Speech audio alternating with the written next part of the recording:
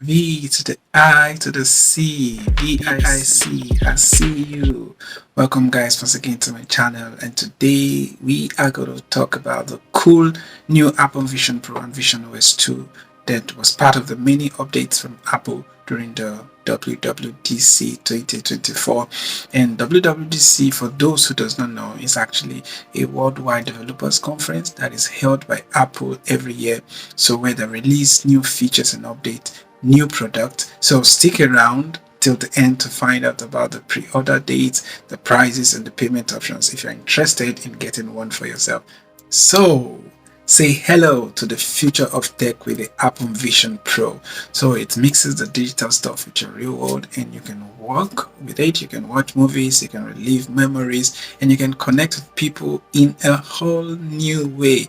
So there are so many things you can do with it. You can arrange your apps anywhere and resize them however you like them. You can turn your room into a private movie theater with an amazing sound and super clear visuals. So you could also, yeah, for those in Germany, you could actually pre-order from June 28th at 2 p.m.